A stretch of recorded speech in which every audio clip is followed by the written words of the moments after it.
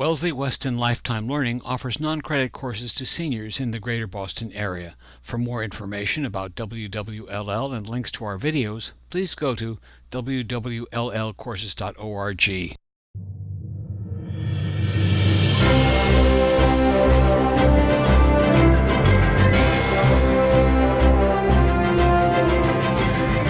Well, good morning and welcome to the first of this year's series in American Issues. Because it is the first, we thought it might be appropriate just to introduce, okay, thank you. I hope you can hear me. Just want to introduce the coordinators, the team who put together American Issues each semester, who we are and what we do, and how you could help, because we really are dependent on input and feedback from all of you. So there are 4 of us who are responsible for this course. Bill, and I'll introduce them individually in a moment, but Bill Stanwood, our videographer, Ann Dolbear, Marion Stevens, and myself, and I'm Jill Strang. And the last 3, we are the coordinators. And what we do is essentially a lot of things that you maybe don't see. We recruit speakers, we invite speakers, we host speakers, we take care of publicity for the course, and we really welcome feedback. We set the theme of the course, and we're working at least 6 months in advance. We're putting together the schedule for the spring right now. So if you have ideas of people that you would like to hear, please let us know. We really welcome those ideas. And they can be, we found that networking is the most productive way.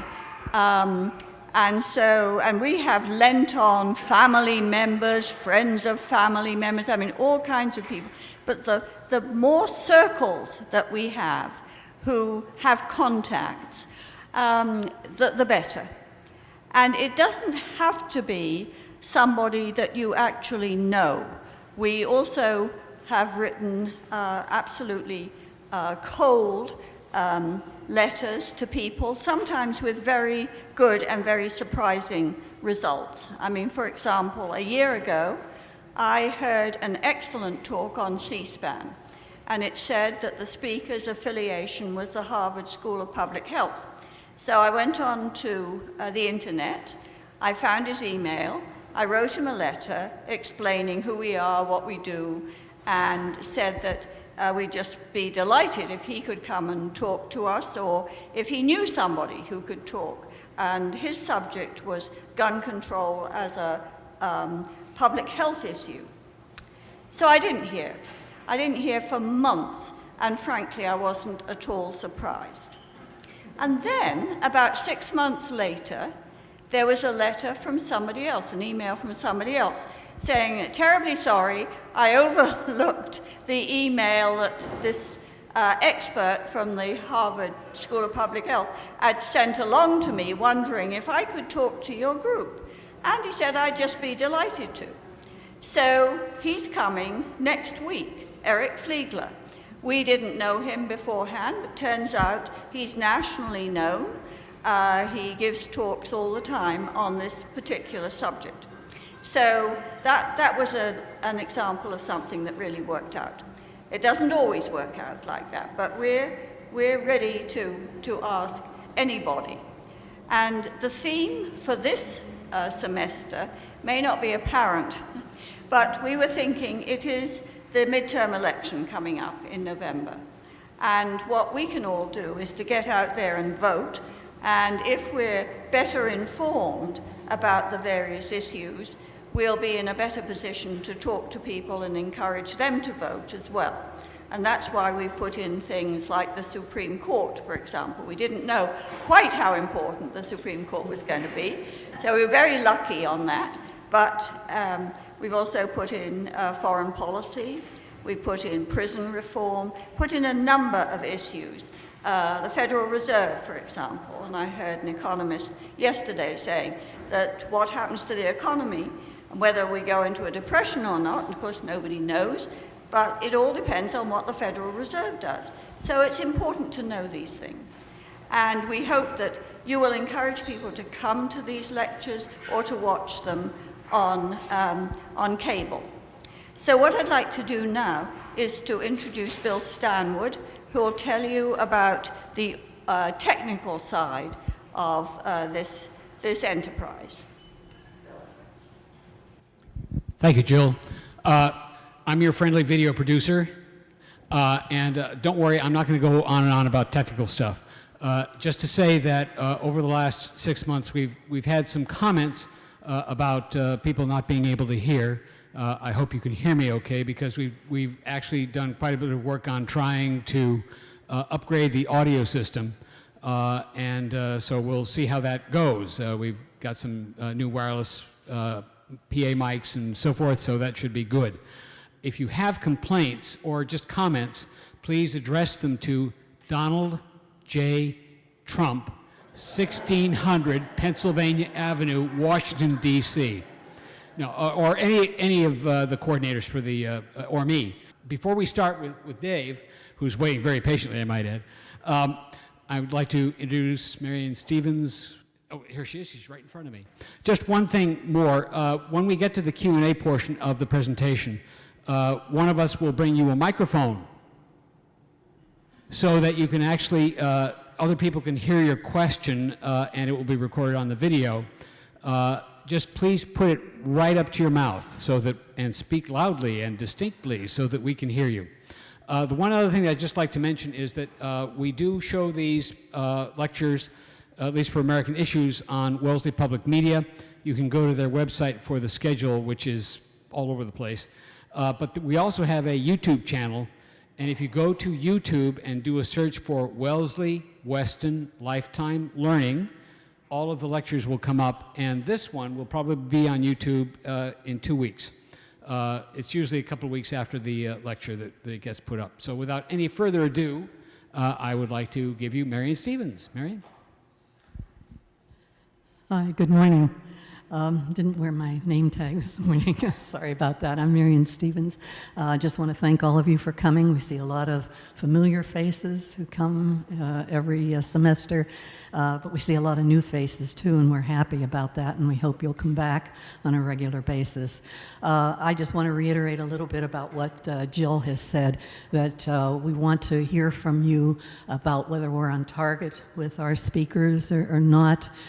If there are topics that you would like to hear about that we haven't covered, if you have any friends, neighbors, relatives who are authorities on something or another and good speakers, let us know. We will love to follow through on these things. And one other thing too, last year someone handed me 3 names of people that she thought might work for us, but there were no phone numbers attached, and I didn't know who it was who gave the information to me, so I had no way of following up with them. So if you do have information, be sure to give me or the other ladies phone numbers, email addresses, and write your own name and telephone number down so that if we have any problems, we can call you and say, about that person you recommended, give me more information. That will be very helpful. Okay, I don't want it to spend any more time, or our speaker won't have any time. So now I'll let Ian Dolbeard take over. Our speaker today is David Caruso, an independent financial advisor and founding chairman and managing director of Coastal Capital. He gave a series of talks for Lifetime Learning several years ago, and we've had many requests that we ask him to return and talk to our group. He's co-author of books on personal finance and money management, using straightforward and often humorous examples, which we all need. These books explain the process of financial planning as well as the world of investing and its effects on the investor. His strengths, and this is why we thought it was important for him to speak to us, are guiding people to ask the right questions about what is important in their lives, and this is what he will focus on this morning. Today I want to spend a little bit of time about a topic that we all hopefully will be able to run into, and that's this retirement mode and where we go and what we do and all the mechanisms. Now, the name of it is 8,000 days. They could have been a little more creative, but you know, 8,000 days, when you look at that, I'm going to try and make it a little bit more interesting because the Age Lab started in 1999, and it was a number of companies that brought it together. And what they're trying to do, and by the way, did anyone watch last night or last week the MIT Media Lab that was on?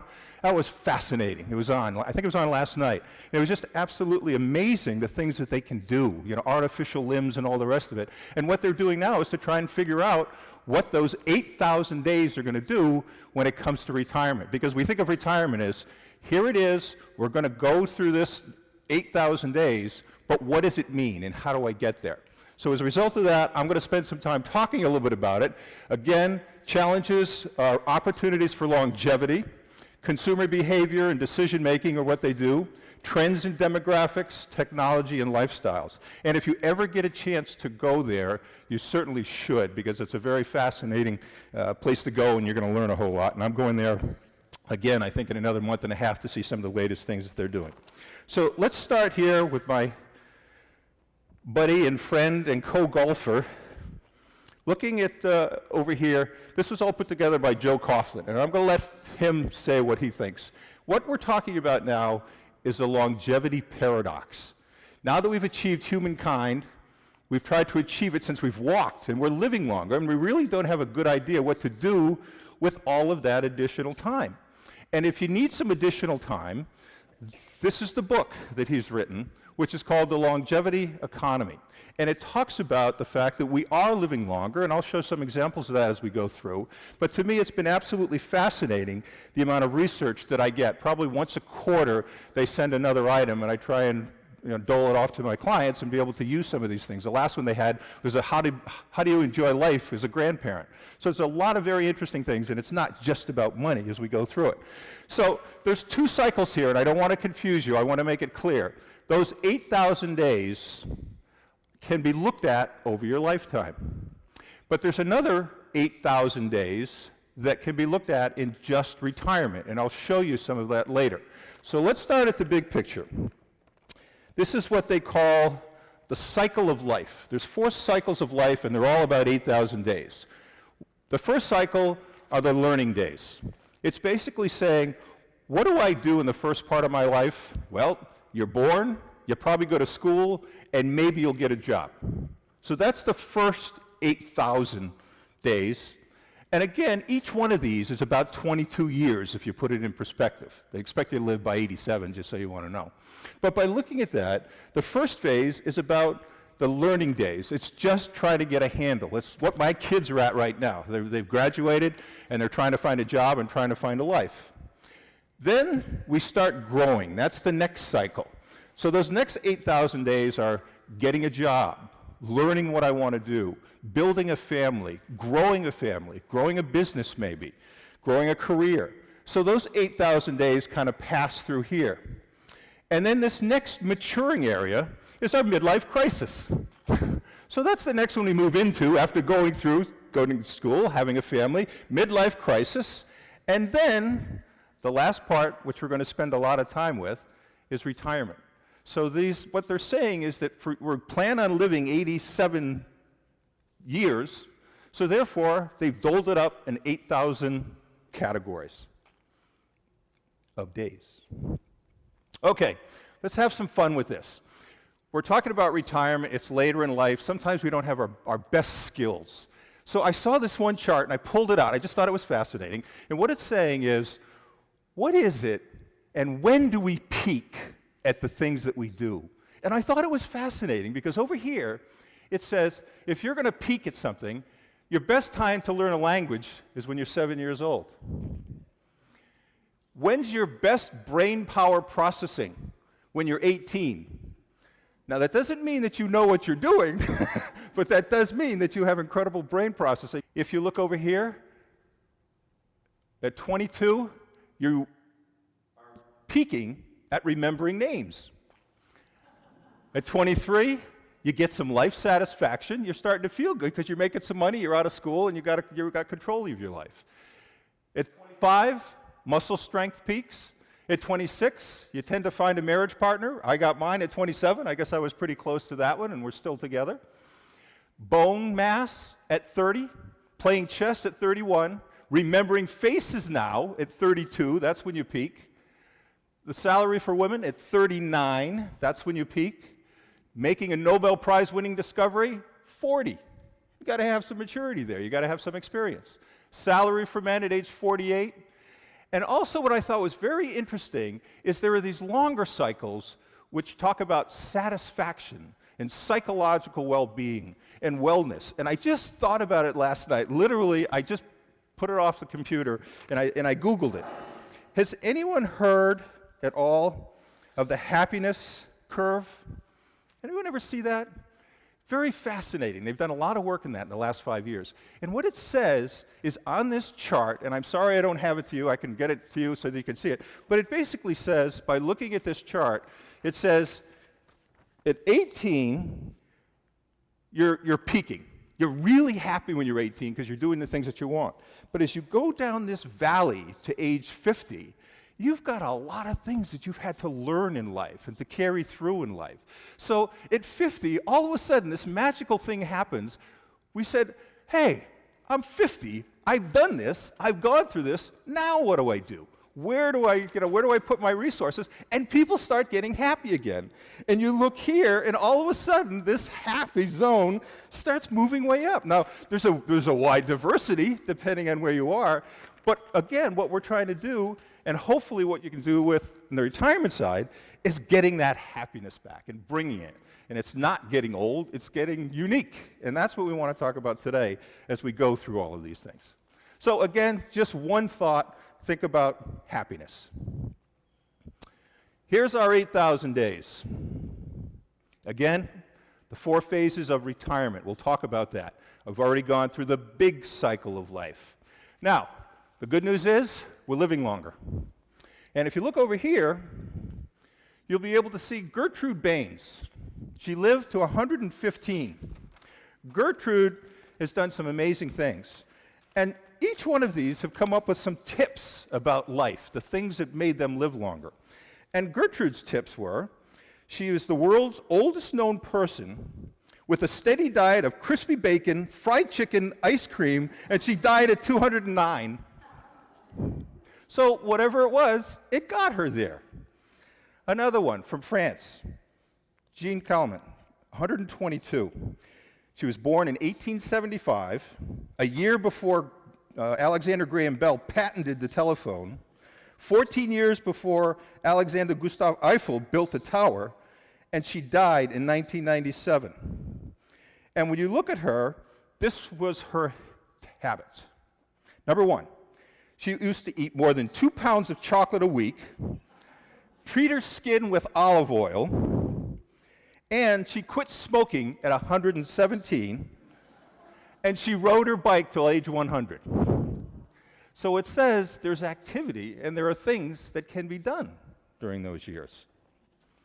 And one that's a little closer to home, and I don't know if you'll recognize her, but there's this thing called the Boston Marathon, and she was the first woman runner in the Boston Marathon. And that's when she was 30, or that's when she was 20, excuse me. She's now 70, and she did it last year in 2017. So at 70 years old, she's still going and running the marathon. So there's hope for all of us still, and we'll keep running as much as we possibly can. Let's take a look at some of the numbers. Here we go. Here's some numbers we got to throw at you. A good shot of living to age 95. If you look here, if you're 65 years old now, in 2016, there's a 43% chance that either you and your spouse are going to live to 95.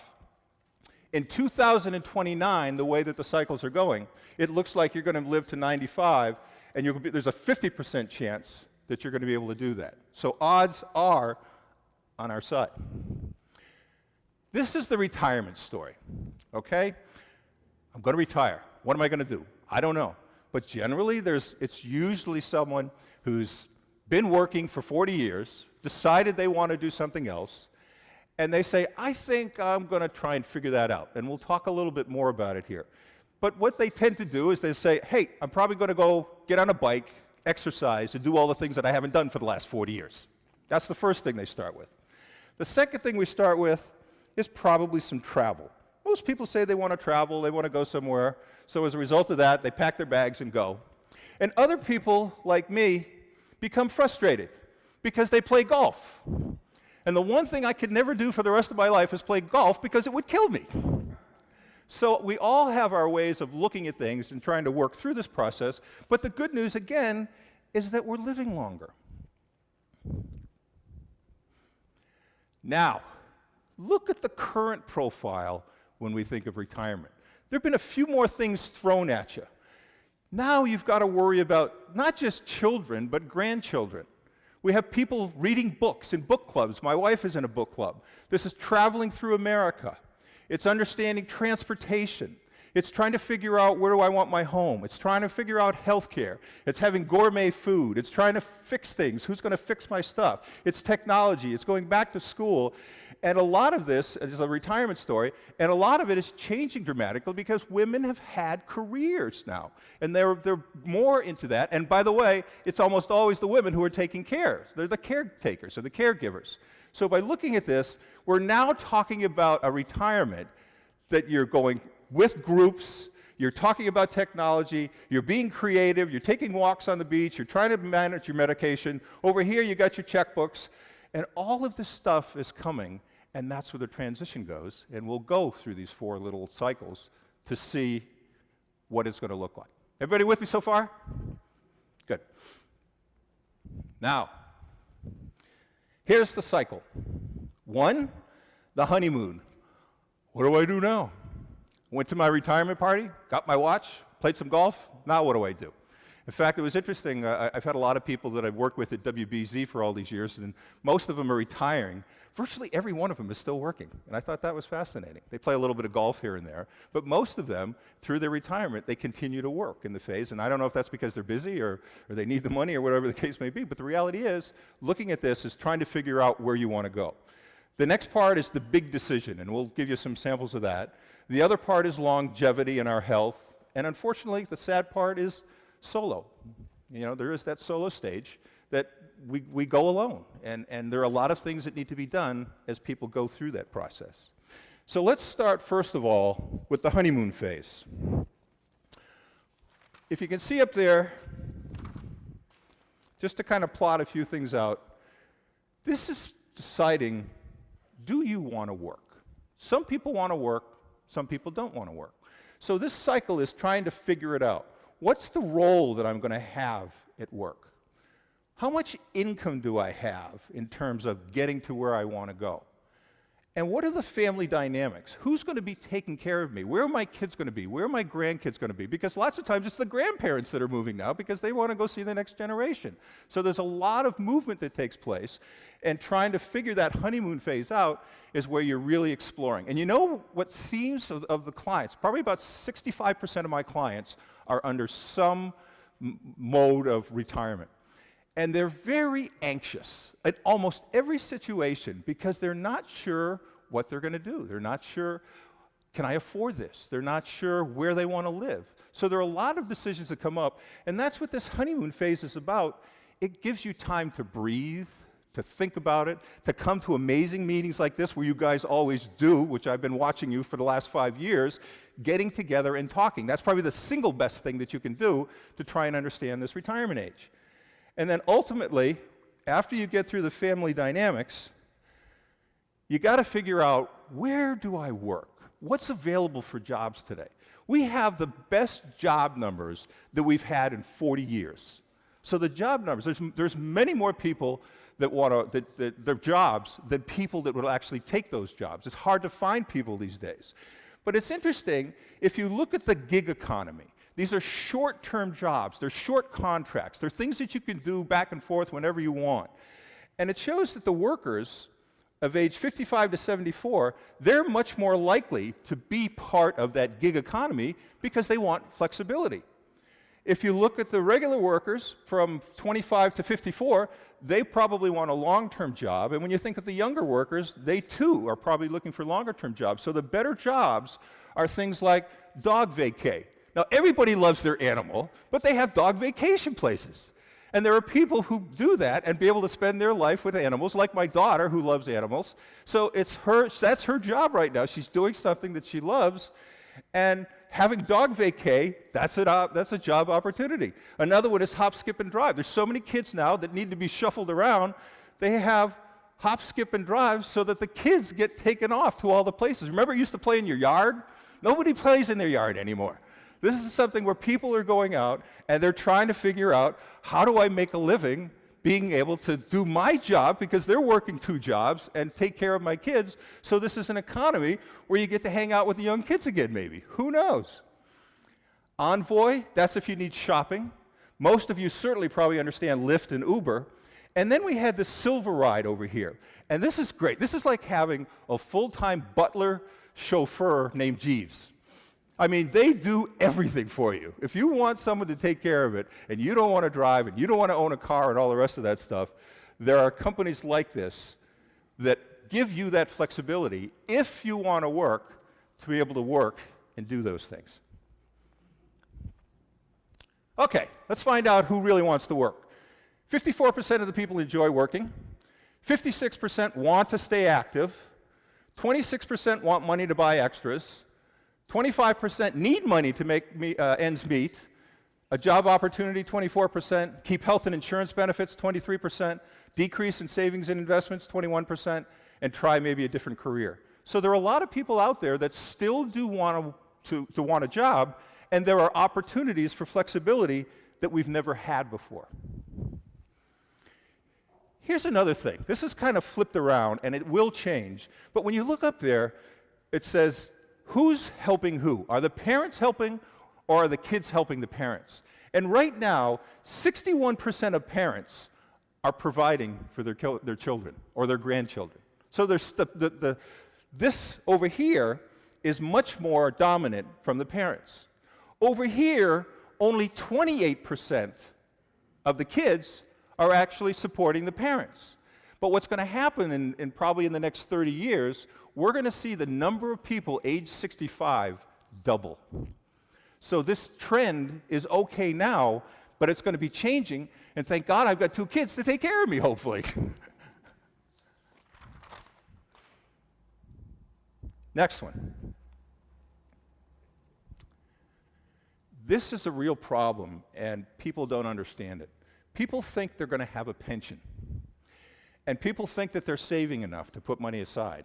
Well, guess what? Unfortunately, 54% of the people think they have a pension. The reality is only 39% of people have a pension, which they get through probably Social Security, maybe their IRA, and maybe some small retirement plan. So what it's saying is that this trick they pulled us in 1980 for 401ks, it's wonderful. It allows people to put money away, but people don't have pensions the way that they did, which means you have to supplement that, and you have to, in many cases, guide your own retirement as well as figure out where you want. It's almost like the money is easy. It's the rest of this stuff that makes it harder. Okay. The big decision phase. What are the things you're going to look there for? Where will you live? Finding your purpose, a reason to get up in the morning, maintaining access to all the things that you enjoy. Okay? So,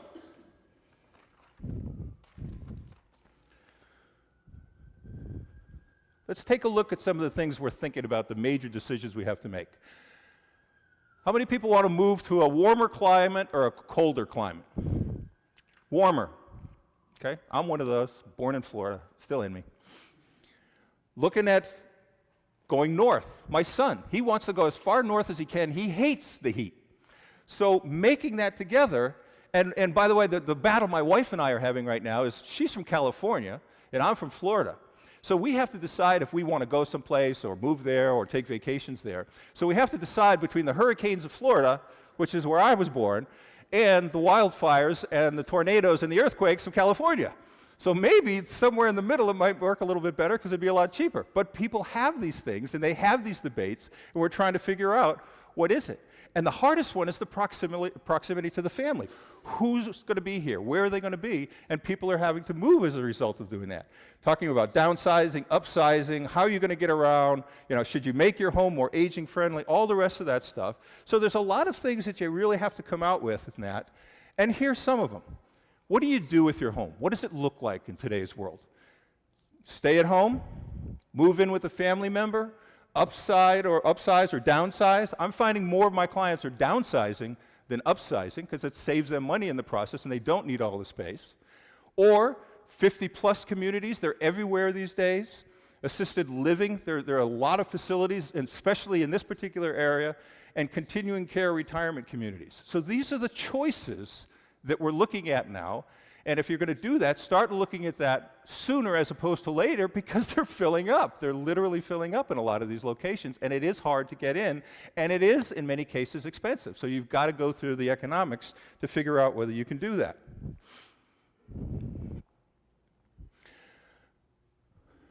This is the slide that I had the last time I was here. And it was really kind of unique. It wasn't a number like we saw with 8,000, but it was a fascinating number in the sense because there's three things that everybody in this room wants in some way, shape, or form. If you look over here, who's going to change my light bulbs? Right? What's he talking about? How am I going to get an ice cream cone? What do I want there? And then finally, who am I going to have lunch with? Because the three most important things that we have to look at are who's going to do my stuff? Who's going to take care of my affairs and do the things that I need to have done? Where am I going to have fun so that I can enjoy my life in retirement?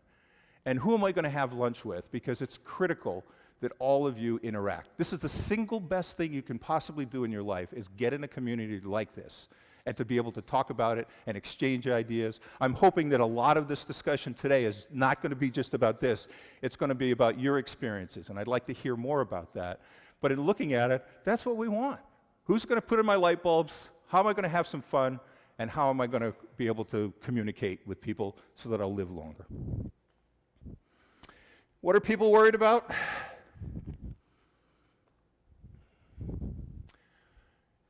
Most of us will probably say money. That's the dollar sign. And these are the different ages, from 18 to 24, over here 45 to 54, and 75 up. Money is probably the key factor. Healthcare is the second key factor. Having isolation, that is a bad thing. You don't want to be isolated. They're saying now isolation is the new smoking. And if you're not communicating with people, your life isn't going to be good. It needs quality. And I think that's a critical area. And needless to say, loss of cognitive function. So these are the things that we all work about and think about as we're going through our day-to-day. Now, they call this administrivia, and it's a mess. And what it says is there are those four stages of your life that I was talking about.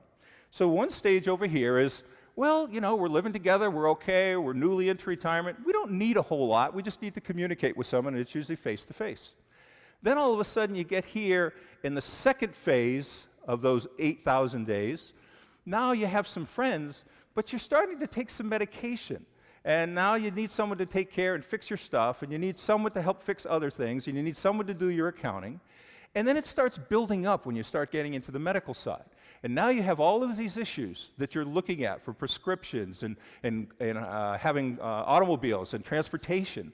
And look what happens in this big old basket that we look at. Look at all the things that you're looking at in that fourth phase. So you have to start planning for those things now and not see them happen in the fourth phase.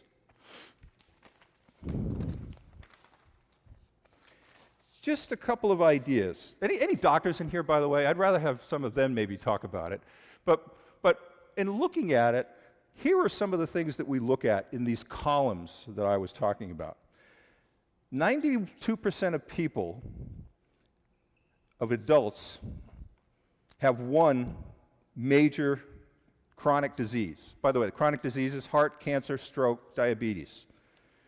77% of people over 75 have two of those. 75% of the healthcare spending that takes place is in those four areas. And a lot of the stuff that I'm talking about to take care of yourself and do things, in the healthcare dollars, there's about 1% spent on healthcare to make you healthy, to do the things that you should be doing. And in this chart, there are a lot of things that people can do. It's about doing exercise and walking and all these things that you can teach yourself as you go through the process. And we can talk about it if some of you want to see what some of these things are. But they're absolutely phenomenal in terms of how many things that we have to do as we go through this cycle, this third cycle of life. And again, looking here, prescriptions, those 55 to 69 years old have 14 prescriptions on average. Those 80 to 84 have 18 prescriptions. So we shouldn't probably be just popping pills all the time. They're important, but it's getting active, and it's doing things that you need to do like you're doing today. Okay. Any caregivers in here, by the way? Anybody giving care to family members? Okay. This kind of blew me away. When you look at the caregivers and the things that they're doing, I'm sorry to step in front of you, 1 out of every 4 people spend 23 hours a week helping a family member. 1 out of every 4. Now, maybe you have the means to be able to do that, but that's a big burden, and that shuts down families, and that causes a lot of strife. And those are things that have to be looked at. And I don't know exactly what you're doing, but you can buy groceries, you can prepare meals. These are all the things the caregivers have. Aid for transferring recipient to a bed, help with activities daily. There's a lot of these things, and I'll be glad to send you this presentation, and you can kind of look at the details of it. But it's staggering how many people do that, and going through this process, it's amazing how much care we need, and a lot of it is unfortunately on your back. The solo journey. This is the final stage. It's living alone, and it's difficult, and it's hard. And many times, and I've seen it happen so many times, in an instant, someone hurts a hip or they get sick, and all of a sudden things turn around, and you don't know where to turn. And there are specialists that can help you, and they can bring you into that equation. But sometimes it's a blessing in disguise in the sense that sometimes I've had clients and sit down and talk about this horrible thing, and when it was all over, they said, I knew this is horrible, but my husband was in such pain that I had to do something else. And they've been relieved, and they have to start a new life as well. And when you look at the amount of people that are out there, and you're looking between the men and the women, I thought this was kind of fascinating.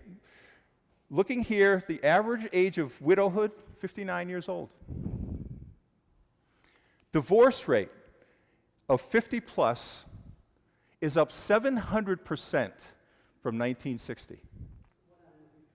Yes, it's absolutely staggering, but this is what's causing these changes that people aren't thinking about.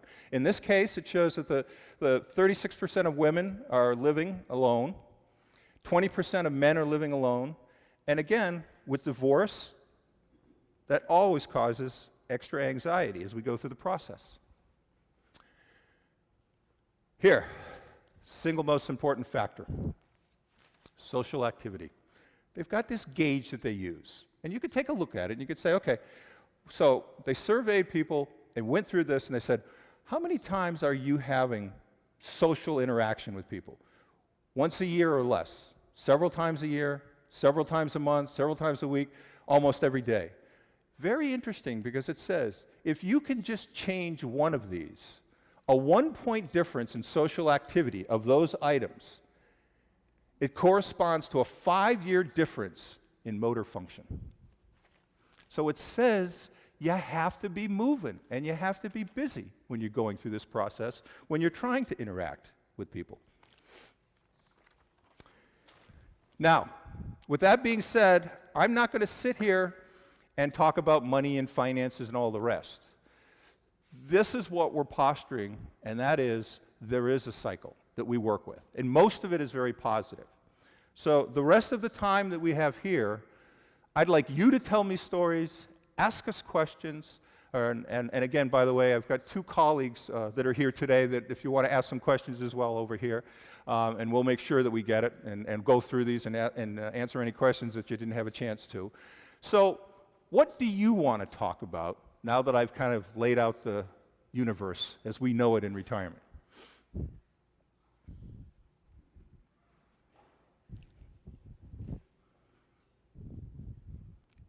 Yes, there's the brave one. I knew there'd be a brave one in here. Yes. I used to have to give money to people to talk. I didn't have to give money today. No, I just like to mention that there's a lot of this that's a little scary and all that, Yep. but there's also, is that close enough? Okay, is that okay? I think it's a little low. He's going to go Oh. turn it up a little bit. Well, I and was then I'll gonna be s- loud. Hopefully What not. I was going to say was all of these things can be scary and whatever, but there's also some wonderful parts Yes. of being in that 4th era. Yes. For instance, if you're lucky enough that any of your children, whether you got along with them well or not, well, I'm lucky I have 3 great sons, but if any of your children are in the area, and then you're doubly so if you have grandchildren. Yes. And when you talk about caregiving, I do a lot of caregiving, but it's for the little guys, and that's the best day of my week. That's so nirvana. I want to just rejoice at, Yep. you know, the other wonderful things we have to look for in that 4th quarter. You're absolutely right. I don't want to paint this as a miserable situation. I have a friend of mine who retired this year. We were out golfing. So I said, so what have you been doing? All he does, and he's down on the South Shore, you know, I'm up on the North Shore, he's on the South Shore, it's like a different country. But I get a chance to talk to him every once in a while, and that's what he's doing. He's spending time with the grandchildren. And we spend more time when we're working with the people that we work with in our office than we do with our family. And if you do have that opportunity, that's what he's able to do. He's able to spend time with his grandchildren and get to know them and do all the things that you never were able to do before. So it is a very, very positive vein, even in difficult situations. And again, I thank you for the comments because it's all about your family, your organization, the things you want to do. And that's why you've got about a third of your working life is going to be in retirement. There's a lot of stuff that needs to be planned. And you can finally spend time with your family. I think it was because I started looking at this presentation last week. I now made a point to have 3 times to go out with my wife and take a vacation. So it's reading things like this that I don't think of. I'm not in the retirement mode, but we're going out and doing things that we haven't been able to do. So it's fun. So, yes, sir. I found retirement had a mixed aspect to it. Yes. And in that, I have been looking forward to retirement as a chance to do a lot of things that I wanted to do earlier. I was going to go back to learning French, for instance, learning to play the piano. Unfortunately, I found that my memory for learning a language is seriously impaired, so that limits my ability to do much that way. I found that learning to take the piano again is impaired if you have your arthritis in your fingers. Yep. So it seems like there's always some drawback. On the whole, I, though, have felt that being able to do a lot of the reading that I wanted to over the years and learn a lot of other things, I intended to write a little book about economic topic about factory towns, since I had been in economics earlier. Yep. And I have yet to sit down and get around to doing that. But these are things that, yeah, I've looked forward to and had some mixed success in getting to them. Well, let me tell you something. I was ahead of you in the sense that I wanted to take an international correspondence and doing business. And guess what? I changed my major 3 times because I couldn't do languages at all when I was 22. So don't feel bad at 22 because I couldn't figure it out then either. But yeah, your skills do different. You want a secret? Be a painter. Because Because I don't know what half the paintings are that I see. They're wonderful, they're great, and they're in museums, and I love them, but do something that's easy and that's fun. I mean, I'm looking at you all here smiling. Smile like you are today and be able to do these things, because there's so many things you can do. You know what I do? I get out and I putter and I start making things in the yard, and I haven't done that for a while, so I'm starting to get back on it. So in looking at it, I think find things. You don't have to be creative, you don't have to make money, although I did want to, a lot of people come to me and say, what should I do if I wanted to change a career and I just wanted to work, not to make the money? What is it that you'd look at? And they have a list here of the top things that you might want to think about doing if you're thinking about going back to work. So some of the most unique components, and I apologize for not having it right here.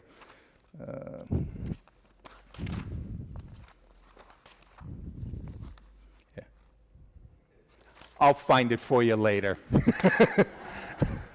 But it basically was working. If you're in the business and you're a marketing person, you're an HR person, or you do something in a business, you can go out and have flexible time to be able to do these things.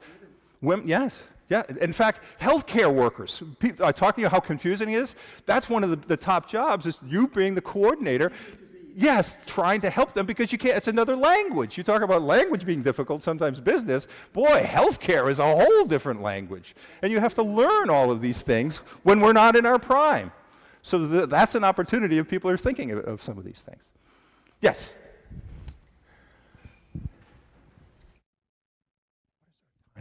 A couple of years ago, we started playing bridge. If you don't take it seriously, it can be a wonderful activity. If you have the right partners, If you don't take it seriously, you have social interaction, you learn a little bit. It's a great way to do things. Great. And I know you're still doing the investing, aren't you? He was one of my first students here 4 years ago, and he's still at it. He was telling me things that I didn't know about. Okay. It was energy, right? You were working with energy at the time. Okay. I have found that in starting my third or fourth career, one of the big benefits is my age, because I don't care anymore. It's this last thing is very judgment-based. Yes. And now it's like, if you don't like what I did, okay, I'll just move on, because I'm not doing it for the money. Yep. And I figure it took me till I was at least 40 to figure out that if there are some people who don't like you, that means you're okay. Yeah. So it is a very liberating thing to be older. Did anyone listen to the radio this morning about the football player? There was a football player for the Jets. Here's what he did. He went to the game. He didn't feel like playing. He walked off the field, and he said, I quit. He was in the league for 10 years. He just said, enough. And he walked off the field, and that's what you do. Next. Bring it to the next one. It was just fascinating. We've only got another 5 minutes, and I don't want to hold anyone back, so oh, here we go. Two activities which I find very helpful are pets and volunteer work. Yes. My daughter loves pets. I've got 6 of them in the house now. She brings them home, takes care of them, then brings them back. It's fascinating. Yes. You're able to have a dog or a cat or even a goldfish. Yep.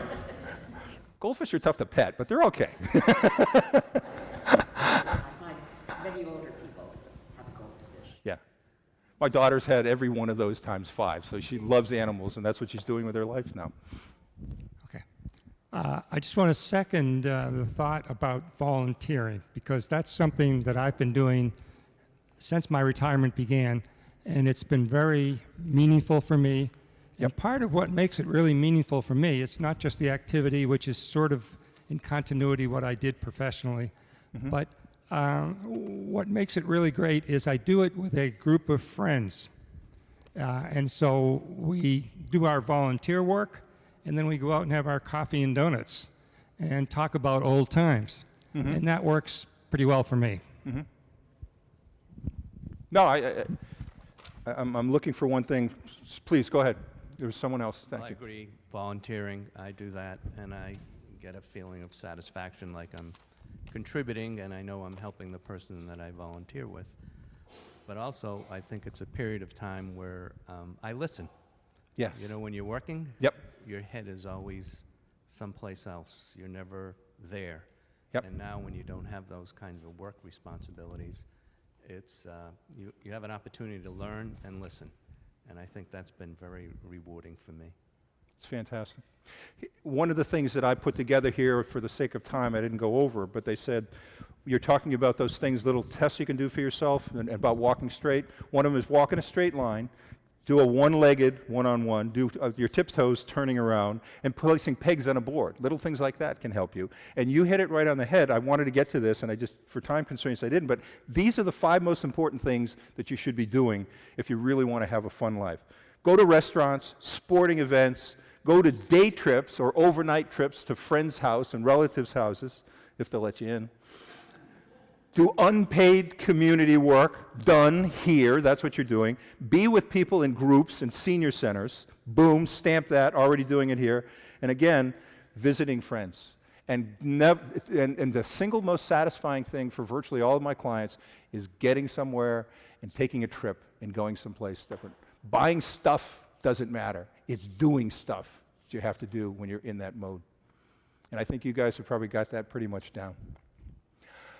My only last comment is, if there's anything that we can do to help, we're not here to talk about finances, but if you do want someone to take a look or you want to ask some questions, this is my card. That's my team over there as well.